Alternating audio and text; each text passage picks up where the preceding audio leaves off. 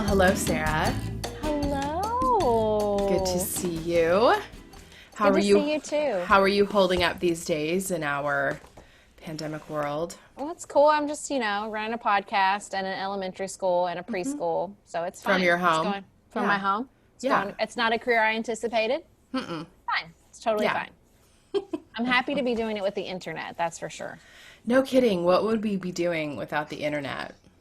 I mean, it's a different kind of overwhelm because instead of having to start from scratch, you're starting from a mountain of stuff you have to sort out, organize, decide what you want to use. This is true. So that's another challenge, but I'm Yes. okay with that because the strength finders. I don't remember what it's called, but the person who likes to be buried in information. That's me. I like Oh. that. So that's okay for me. Are you Other people?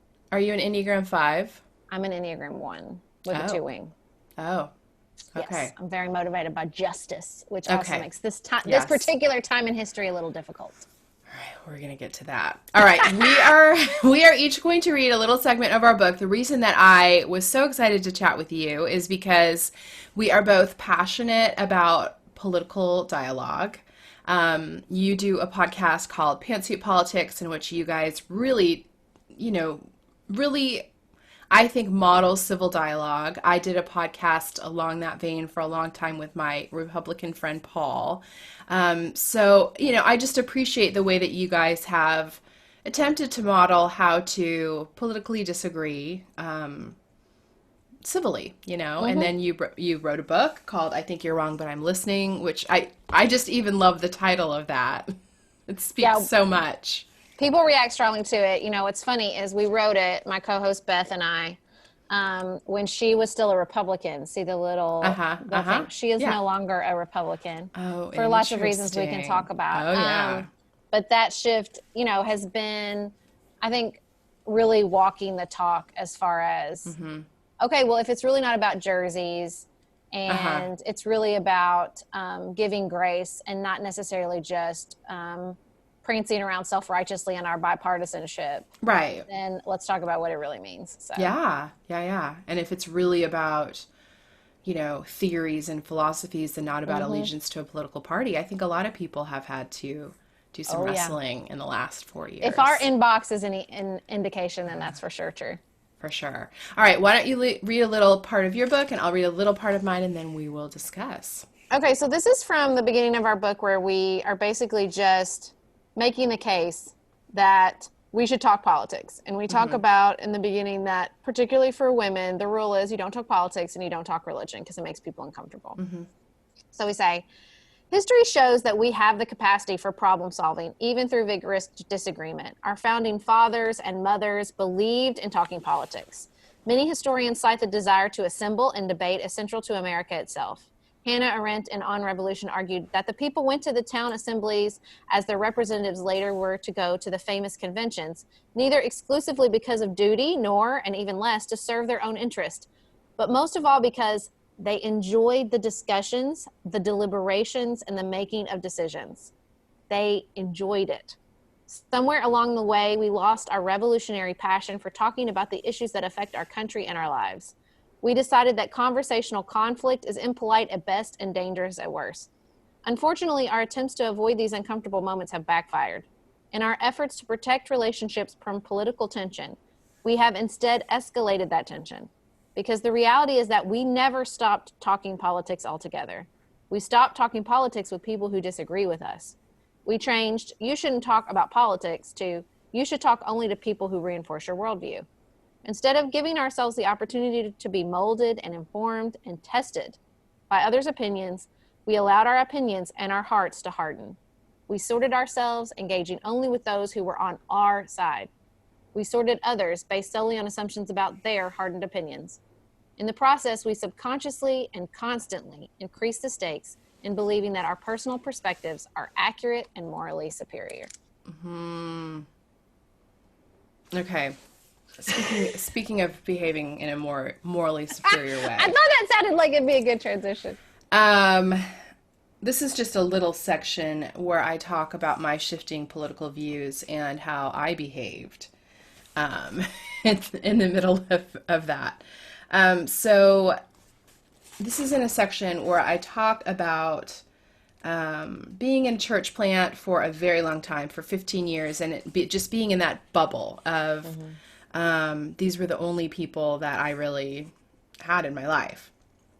Around the same time, my views were shifting on politics, on women's roles, on LGBT inclusion. I was vocal about these shifting ideas because, well, that's who I am. I was loudly critical when a friend was asked to step down from church leadership because he was gay. I asked questions about the yearly budget, about why money was spent on full-color glossy handouts at Easter marketing than on helping the poor. I pointed out the lack of diversity on the church staff. And when the wife of an elder sent an email forward about Obama being the literal antichrist to every other pastor of the church, and I was the only one who seemed to care, I knew things were bad. I was becoming a pain in everyone's ass. And now listen, what I always say on our podcast is, like, self-righteous is my favorite emotion. Oh. It's just, I'm an Enneagram 1. It just feels a need in me. Jesus flipping the tables is my favorite Jesus. I just love it. And I did that. Like, I went to college. I was, like, super conservative. Me too. Christian. Yep. And pretty rapidly did a 180 and just fully occupied that space of like, oh no, I have seen the light. Yeah. I have seen the light, and why have you not? And right. Oh, same. Just in people's face about it constantly, probably for most of my 20s. So when did that change for you? When did you start to say like, oh gosh, maybe I'm being obnoxious, or maybe I'm not handling this with the most kindness and grace that I could? Well, I think the first part was just a personality journey, and friends being like, hey, we know you like conflict, but we don't. And so you need to like kind of understand that you're putting us under a lot of stress. Because I really don't mind conflict, and I can be pretty aggressive. But the thing about it is like, when I'm done, I'm done. Like, I don't carry grudges. Yeah. I don't care about it I just express it, and then it flows right on out. Yeah. But I think as far as politics, my real aha moment was with Beth. And it was on our other podcast, The Nuance Life, where we talk about like parenting and marriage and lifestyle. And on that particular episode, we were talking about church clothes, which I feel strongly about. I feel like you should wear your best. Now, if your best is jeans, cool. But there are people that I know, in fact, that is not their best. Yes. And it bothers me. My kids have to wear. Interesting. Yeah, my kids have to wear pants and closed-toed shoes and collared shirts. Now they're not wrinkled and their hair's a mess, and other people might probably sit in judgment of like some of my decisions, but I felt like, and still feel like, that's how we signal it's a sacred space. And so we're having this conversation, and Beth is like, it's so funny because I think if you sat down and said, well, Sarah's the liberal and Beth's the conservative, and then you hear this church clothes conversation, you'd be like, wait, who's the? Totally. Because Beth is like, you do you. I don't care. And I'm like, but, it's just clothing has become this sort of like way for people to just be like, F you to everybody. It really bothers me. And she's like, I hear you. And also, shame is not the best motivator. Like, just laying down the shame on people doesn't move them. And I was like, I think you're wrong. I'm not getting anywhere. I keep sending these Atlantic long reads and nothing happens. Yeah. And I just think this study and this statistic is going to just crack it wide open, and everybody's going to be like, Sarah, you were right all along. Right. Thank you. And it just didn't happen. It makes me so sad every time. But it is true. Like, when people are in that shamed, defensive posture, they are not going to hear a word you say. It's so true. That is the truth. Yeah. If you start with shame, everyone stops listening. It's just like, it just comes down like a metal gate, and you're not getting anywhere. But what's so hard about that is I feel like, and I feel like this has gotten even worse in the last couple years. It feels like we sometimes identify our politics by our differences. Like, that is our starting point, is where we disagree. And it seems like we've gone off into our corners. Would you agree? Oh, yeah, for sure. And I think the problem is when people hear me say, well, you can't shame somebody, the immediate thing is like, well, some of those differences that define us are about identity and the right to exist free of oppression. Yeah. And so it becomes this like, are you really telling me I need to be sweet and polite to a white supremacist? Okay, no. Right. No, I'm not. Right. Obviously, that's not the point. But like the other thing that that's hard to say and that people don't love to hear is that, you know, if our values within our podcast and within our lives is, you know, everybody has a right to basic human dignity. Mm-hmm. Grace means everybody belongs, right? And if your faith is informed by that, then that means that there's no exception. There's no love your enemy unless they're a white supremacist. Love your enemy unless they're anti-LGBTQ, you know? And so I think that that tension is really hard to just say. We have to hold that tension. It doesn't mean invite them to Congress or to the legislative making table or to even your family table. Like that's different. Condoning, inviting in, sharing your platform. But because those differences are so like, and we get in that posture, like there's no allowance for any sort of spectrum of like stance or behavior or strategy, right? It's all or nothing. You're in or you're out. There's a lot of in-group, out-group. Yes. Like tribalism. And, you know, I think the only thing that probably shuts down people more than shame is tribalism. This idea that like in, out, you're done, you're canceled. Yeah. Oh, yeah.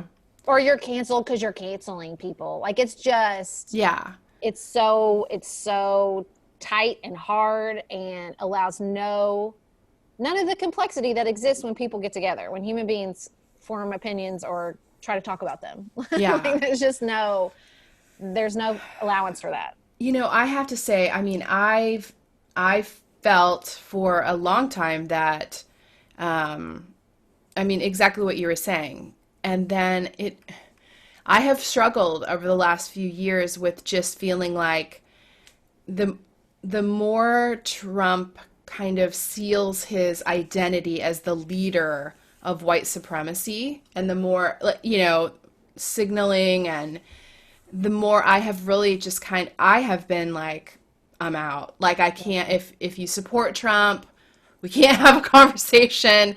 It's very difficult. It's very difficult because I feel like it's moved out of the political. I mean, when Paul and I started our podcast, and he's Republican, I'm Democrat, and it was, you know, 5-6 years ago, the differences we were talking about were things like the size of government, things that were actually political, how much taxes people should pay, you know, what is the role of states versus federal, which to me are more classic political things. Yep.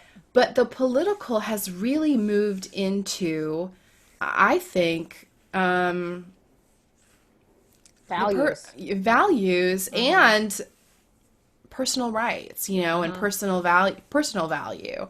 And, you know, with the more recent, his attempt at grabbing rights away from LGBT people, or, you know, again, how problematic he has been with race, I have found it more and more difficult to be civil, because I do feel like, okay, guys, at this point, if you're still on the Trump train,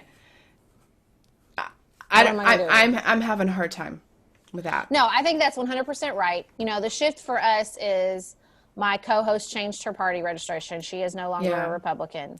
And our book... did she do that over this stuff? Like, yeah. It just became... You know, I think she started with, like, I want to do what I can from inside the party. And then it just became like, there is no party. There is no small government. There is no concerns about federalism. Like, that's gone. Like, that's totally dissolved. And, you know, we always say, like, our book says grace-filled conversation. We don't really use the word civil a lot. I think it's lost a lot of meaning. Yeah. I think it's come to mean just dress it up or play it down, and that's not what we're talking about. And I think, you know, particularly with people, and for our listeners, a lot of times that's family members. Yes. Still on the Trump train. You know, because we're not saying go up to the steps of the Lincoln Memorial and engage with the nearest person you say. No. Like, a lot of times we're talking about family These are members. Conversations about people in our circles. Yeah. And, you know, at this point, like, we had Joe Walsh, the former Republican who ran against Donald Trump in the primary.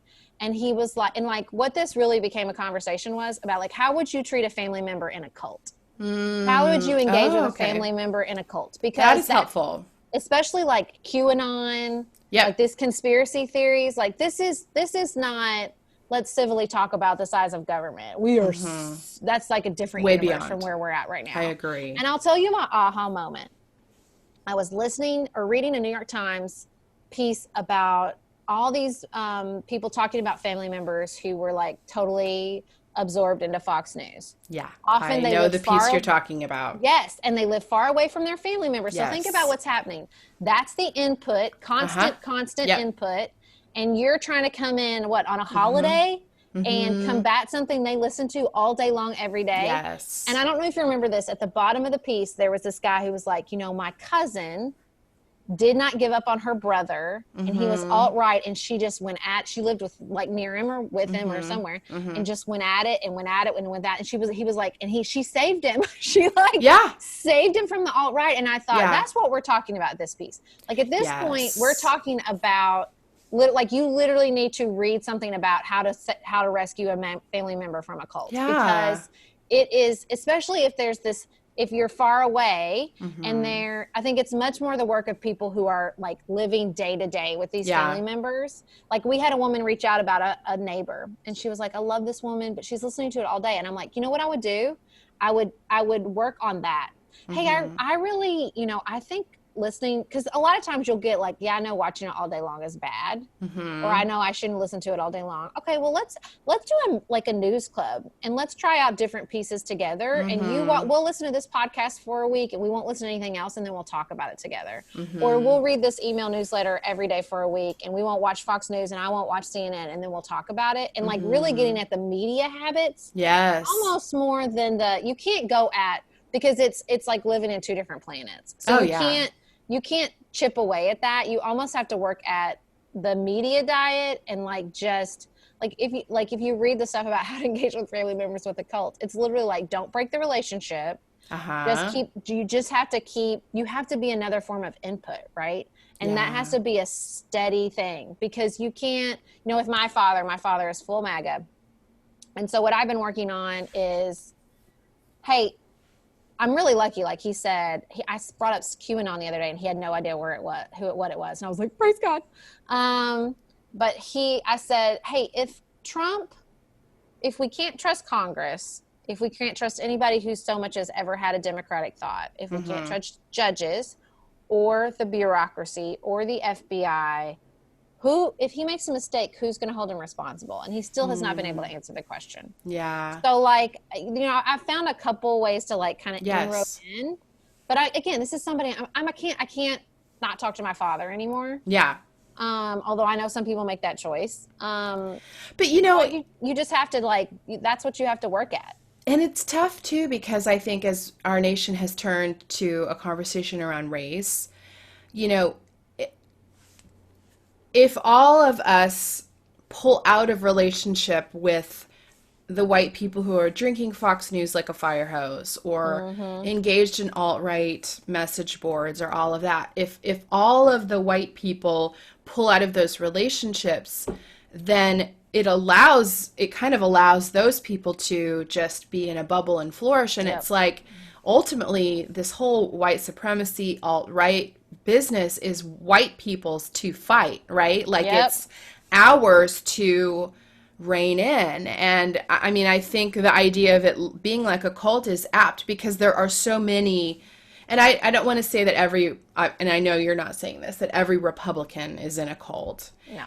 But I think the people who are only taking in news from message boards, from Fox News, Facebook.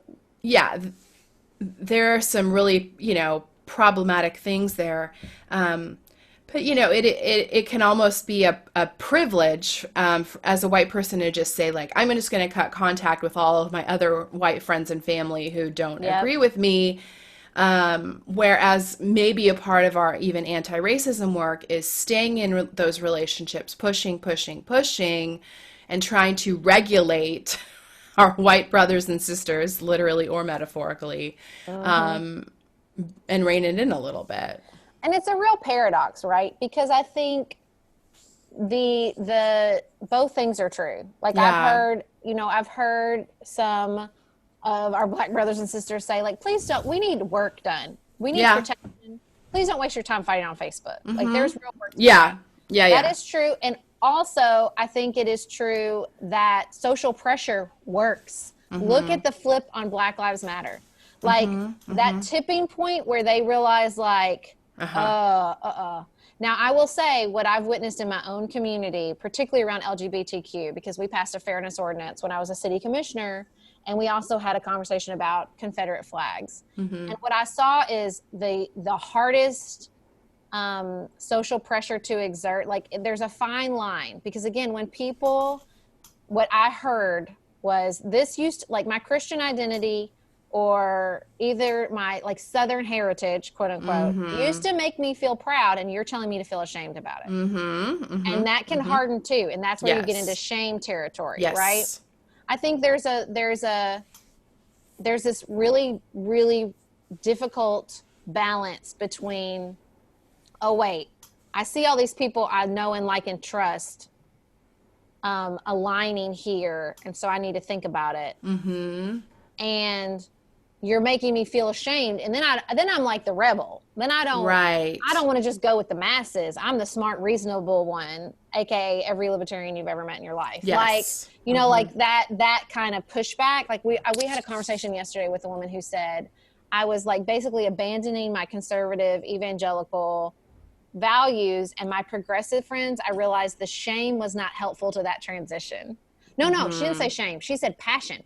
The passion was not helpful to that transition. And I thought, oh man, she's onto something there. Like, you have to give, and it's hard. And that's why you need to be in relationship with the person, because I can't give you an algorithm where this will work every time. Right. Like, you have to know the person well enough to know when you can give a little bit, like, and then just step away and let them process it so they don't feel like they're being peer pressured. Because most of us want to think that we're like, that we'll just take in the information and decide, you know. Right. Nobody really does that, but that's okay. Some people need to feel like that. Like, everybody's bringing their own psychological perspectives and logical fallacies and limited views to everything, and that's cool. But like, I think that everybody most people need to feel like they're coming to that place on their own, not being pushed, shamed, or dragged. Yeah. And if we want people to get there, which I do, that's what I want. I want people to get there. And they are. Like, I know it's hard to believe even with Trump, but like, you don't know how many listeners we have that are like, I was out. I can't do it. I was raised my whole life to believe if I was a Christian, I was a Republican. Like, we have so many people like that. People who voted for Trump and were like, I made a huge mistake. Oh yeah. And so we have to let them get there and like firmly plant their feet and not rush in with the shame. Right. You know, like, even like we've been talking a lot about this whole J.K. Rowling thing. And there's a part of me that's like, I wish at the very beginning, like, Emma Watson had just called her and been like, hey, can we talk about this? Because the harder you come down, the less likely they are to listen. And I think that's hard, because you have to be in relationships with that person to understand that balance. Yeah, and it is a hard balance, and I agree that people, when they feel like they're being pushed or judged, really put walls up. Really put walls up. And I want to go back to something you were saying earlier, which was this whole idea of tribalism, because I'm seeing that even more too, and it's really funny. I mean, even in some of the Facebook groups that I'm in for my town, which, wow, are a cesspool. But it's so interesting. Like, I might write something or say something, and then immediately people are in there calling me a socialist, a liberal, a libtard, which is, you know. That's my favorite. But I find it rude. so interesting to be called a socialist or a liberal, because I'm like, I am. Like, I am. I am those things. Yeah. Like, it's fascinating that we've even managed to make each other's affiliations an insult, you know, Yeah. without even. And that is, I mean, I think that's a function of social media, for one thing, for sure. It lets people, you know, you're not in relationship with somebody who's calling you a libtard. Like, No. that's not a thing. No. And so I think that it is, you know, and I think you can diffuse that even on Facebook, but it's hard. It's like, I did it yesterday with this woman who I got into it about, Rayshard Brooks' criminal record. But it took time, and it took like patience, and it took me like seeing some of her like values, also doing a lot of like, I didn't mean it that way. Like, you got to back off, and like, apologies are free on Facebook. And if you can do that, and like in a lot of, I had to use some humor. And by the end, I think I had gotten somewhere with her where she was like, okay, I see that's not what you meant. I'd sent her some stuff that I hope kind of expands her worldview 1%. I didn't transform her, but what I hope I did, and I didn't know this woman, I had no relationship with her, was just create a little bit of space. So it wasn't this liberal's coming in and calling me a bad Christian. And I was like, that's not what I'm doing. Like, I don't, that's not what I'm asking you is, you know, this does not seem to align with my understanding of the teachings of Christ. And I just want to have a conversation about that. Yeah. Just create a little space for you to think about it. That's it. That's all I'm looking to do. Like, you have to, especially if anything's happening on social media, like, your expectations need to go way down. Yes. Way down. And you better have some patience, because it takes forever. Yeah. And like, I think I just got to the space, even though last night I was like, oh, I remember what this was like. And it can be kind of satisfying, but it takes too much time. Like, it's to disrupt if somebody's calling you a libtard, like, the time and energy you're going to have to spend to disrupt that even 1% is so much. It's well, so and much. I feel like if someone's coming from a point of view of being a liberal is canceled, like, you're just canceled if you're a liberal, you're canceled if you are a socialist, like, you're actually seen as an enemy entity. Yep. They're not going to get anywhere when someone is that entrenched. Well, and that's what we've done, right? We've just, we've raised the stakes so high, and because they are high, like, it's both true and not true. It's a paradox of politics. Yeah. In that it is both, the stakes are very high, and also it is not the entirety of our existence. Even as an oppressed person, even as an oppressed minority, like, you know, it's really hard to say, you know, we need to take this seriously. And also, if you make it everything, then the stakes are so high, then everything is justified. Like, if you say, like, that just makes the dehumanization and even violence justified when you say, this is the whole world. The whole world is here, right? And I think that's what's really difficult. And I think that's what you see is gets so lost in our politics, is that there's no space to just take the heat down. No space to say, this is both absolutely important and also not so important. We should be able to justify dehumanization or violence. You know, even like, I try not to say things like, you know, this person is a dumpster fire, or this person is a trash human, which is something you hear from progressives all the time. Yeah. And it's not, we can't do that. Like, the second we creep into, like, I think one of the most interesting things is Brene Brown talking about, like, that when she was doing like a lot of her political vulnerability, and if we, you know, make room for the children of Barack Obama, then we need to make room for the children of Donald Trump. And she was like, I had, in the progressive places, people would get up and walk out that was way more common than in conservative spaces. And I think we have to just be careful of that. It's so hard though, because I think it's really hard when you know that people are being oppressed not to make it a level 10. You know what I'm saying? It's really hard. And I'm struggling with that. Just because I would say that there are people for whom it feels like a level 10 because their rights are being taken away, or because they are concerned that, I don't know, like, I actually have concerns that Trump is poking at a race war. Oh, you know? Poking. Right. Poking. Okay. So we're both on the same page with that. So then I don't think it is this a level 10? I am never, ever, ever going to argue with somebody else if it's their level 10. Yeah. That's not my job. I don't know what it's like to walk in your shoes. My thing is, if it is a level 10, we still don't dehumanize. Yeah. We still don't do that, because that's a risk to us. We lose. Yeah. We lose. You know what I mean? Like, that no matter the level, there is some language and behavior that is off the table. No matter what if it's a level 10, then if in, sort of in the language of like nonviolence and love, and if those are your values, then that person is still a human being deserving of basic human dignity. Yeah. Like that is, again, that they're not a trash human, because a trash human implies that you're not a human and I can throw you away. Right. We don't do that. That doesn't mean we condone it. It doesn't mean we invite them to our Right, platform or our table.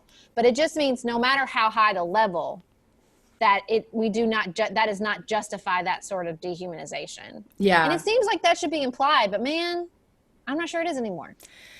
I think where it becomes difficult is when the person in question is dehumanizing. So Absolutely.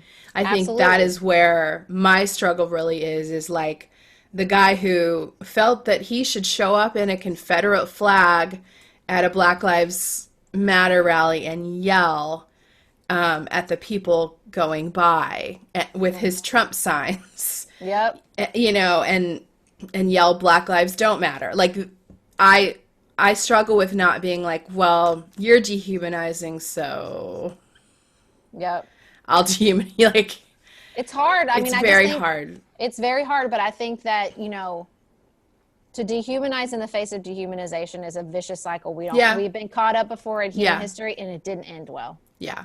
And I think I read a really great book on nonviolent communication by, it's like Oren, I can't remember his last name. He's one of the guys on the 10% Happier app. So good.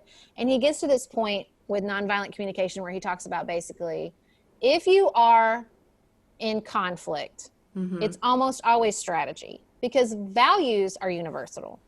And even with someone, if you can keep scratching at it and scratching at it and scratching at it, usually you're not arguing about values, you're arguing in the face of fear. Yeah. And that the person standing at a Black Lives Matter waving that stuff is just hardened to the point of stone in the face of a massive amount of fear. Fear. It's so true. What I mean? Yeah, it is all fear-based. I do agree with that. And that, I mean, I will say that is one thing that I have been trying to keep top of mind is these people are scared. And whether they're scared is justified or not, which I don't believe it is, whether it's that they're scared of losing their white privilege, or the other one that has been difficult for me is the people who are scared that they are losing their rights because they're being asked to wear a mask or stay home, or that their fears are real for them. I may not think that they are real for them, and that empathy jump has been very difficult for me. Well, and it's also, I think, when you talk about those fears, it became in progressive culture, well, that means that they're top priority. No. I did not say that. Recognizing someone's fear does not mean that it is of prime importance or should be centered over the fear of an oppressed person. It became the fear Olympics. No one's saying that. Like, we don't have to do that. Everything doesn't have to be a hierarchy. In fact, I think that's what progressives are arguing, is we want to abandon hierarchy, right? But a thing I think about all the time, did you watch Mrs. America on Hulu about Phyllis Schlafly? Yes, I did. I love it so much. Yeah. Phyllis Schlafly is, my favorite person. I love to hate her. I don't try not to dehumanize her. I'm not always successful.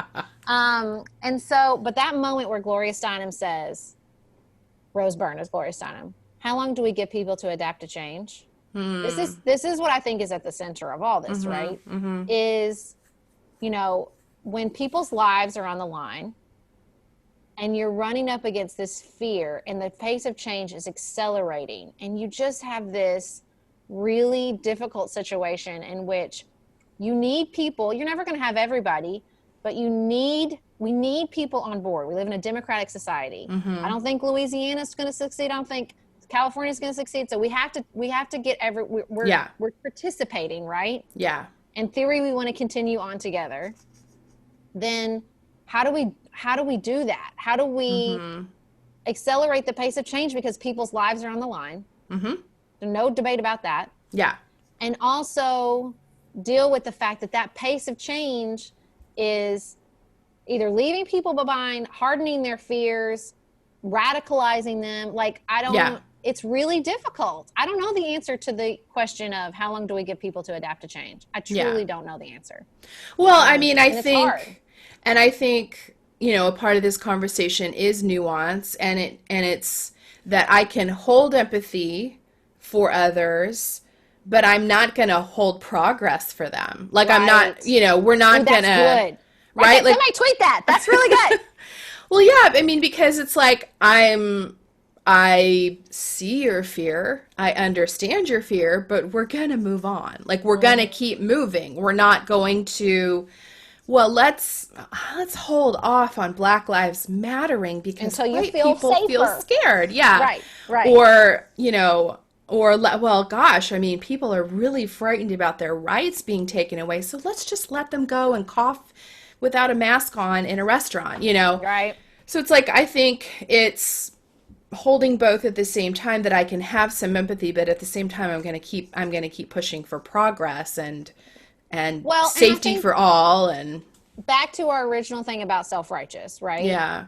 The truth is, and I think it's hard to, every time I do reflective listening, it's like shocks me how well it works. Yeah. But the truth is that fear in progressive cycles, it becomes, I can't hear you because I'm not going to do what you want. Mm-hmm. And I think so often, if people felt heard, they would not push so hard for action, because what they really want is to feel heard. And we've turned that into listening to you and empathizing with you and affirming your feelings means I'm going to hold up progress. And I agree with you. And those are two different things. Well, they you can totally listen are. and you can affirm and you can say, I hear you, but we're bad at that. We're bad at that as Americans. I'm not sure we're great at it as humans. It's a very difficult, if you're a parent, you know how hard it is to affirm your child's feelings without wanting to fix it. Oh, totally. It's difficult. I really hear what you're saying, that you feel very frustrated that you can't play that DS for 3 more hours. Right. No, you're so right. Yeah. It's hard, but I think it's so powerful. It is, and I'm having a light bulb moment around that because, my background is in psych, and you're absolutely right. Reflective listening is incredibly powerful, and I think we are afraid to do it as it relates to politics. It's very difficult for me to say, what I hear you saying is you're really scared that you're going to lose your rights if you put that mask on. And, because I want to be like, you dumbass. Dumb. Yeah. It's just a mask. No one's taking your freaking rights away, But if I could come with a posture of reflectiveness listening, as you said, that doesn't cost me anything. It doesn't mean I'm agreeing with them. But perhaps if I started that way, I know that if I started that way, I know this from my psych training, if I approached it that way, guards would have come down and then we could have a conversation about like, is this rational that you feel that way? But let's talk about like, maybe it's not about your rights. Maybe, Well, and listen, it's not one conversation. I think that's what's hard for people too. Everybody has felt so shut down for so long everywhere because we stopped talking about it with people that disagreed with us, that there's just, I realized this a lot when I knocked on doors for my campaign, because when you knock on doors to ask for somebody's vote, it's like, oh, you have to listen to my political opinions, like, because you knocked on my door. So like, this is a safe space. Right. And they would just verbal diarrhea, like I've been holding it in and I have so many fears and concerns and I'm just so mad about it, especially because think about it. It's not just that we stopped talking to each other, but it's that the flow of cable news is one way. Yeah. You know what I mean? Like, so they're taking all this in and with nowhere to push it out. Right. And so like a lot of this, especially with like family members, there's going to be a lot of reflective listening for like a while. Yeah. You know what I mean? Like they have to exercise that. And that's okay. Like that's some of our work to do in the world, especially as white people. Like be that, let them just get it out. Like just let them get it out without shame, without shutting it down, because if you shut it down, it's just going to fester. Yeah. So just let them exercise those fears and demons. Because sometimes when this is psych, sometimes just pulling them out and saying them out loud, you're like, oh, wow, that's really, I realize. It's so true. It's so true. And Yeah. like saying it out loud now, like I'll never forget one time I was talking to my dad during the Kavanaugh hearing, and he said, you know, it makes me tear up every time I say it. He's like, I'm an old white guy, but I still have value. And I thought, oh my God, that's what he hears. Every time we make some dismissive remark about old white guys, my father, my little, father in Bakersfield, California, who's not a politician, hears, I don't have any worth. And that's not my values. My values are not because I want to expand the table. That means you no longer have worth. Right. Right. And it's like, it broke my heart because I thought, oh, that's what he hears over and over and over again is you're not welcome and you don't have worth. And now I'm not asking somebody in an oppressed minority who's been hearing that their whole lives to feel sorry for my father. That's not what I'm asking them to do. But he does need to he needs to have somebody hear that so they can say, hey, that's not what's happening. And that's why I told him hey, that's not what anyone is saying. Like that you have no human worth anymore. But I also think you would live a better life if you didn't feel like you had to prop up the whole system. You know what I mean? Like, let's ease the pressure on that a little bit. And it's hard. It's a hard conversation to have.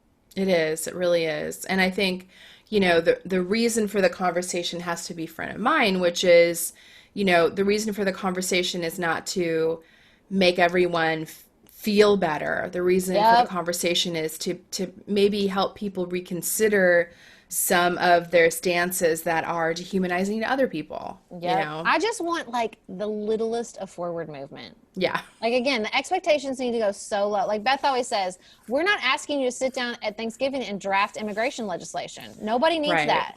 That's not the goal. The goal is not to convince everyone you're 100% right. The goal is to just let's just get some cracks so some light can get in. You know what I mean? We're just trying to make the littlest bit. Yeah. Because you've seen this probably in your own life in some relationships with people. You say it and you do it and you create some space and then all of a sudden it breaks wide open. You're like, whoa, wow, that was actually making an impact the whole time. Yeah, I have absolutely seen that. And I know that I have made shifts in friends' lives that have come after a very, very long amount of relationship. And I do. I mean, I've said it before, but I do think, it is the job of white Christians to get our house in order. To get our house in order. Right? It is. It's a mess. It is a mess, and we got to clean it up, and some of that's going to be real messy. Yeah, and it's like the work of a lifetime, right? None of this is going to all the stuff we're dealing with right now was built up over hundreds of years. We're not going to fix it with a Facebook post. It's going to take a lot of work and it's not going to happen in our lifetime. And that's character building to work on things. I was thinking Susan B. Anthony, she never saw women get the right to vote. It did not happen in her lifetime, but aren't we glad that she probably realized that and kept at it anyway? Yeah. I am. Yes. Thank you. That's hard. Yeah. And I don't think I think because a lot of this, the other big factor is we're in a consumer society. And the consumerism, especially with our mass media environment, is that message of it's a quick fix, it's one buy, and you're happy. The car will make you, car plus you equals happiness. Yeah. That's really entrenched. Yeah. And so saying to somebody, well, we have these problems that we're just going to chip away at really, really slowly and you'll never see it come to fruition in your lifetime is not something that we're used to hearing. No, not at all. But people of faith should have that language. People of faith should have that language in theory. Yeah. Yeah, you'd think. Yeah. Yeah, I completely agree with you. And I think, some of the people that I have seen, make shifts, it has been after a long, long relationship. Yeah. And that's I know that's not satisfying. I wish I had a better answer. I wish I had a math problem.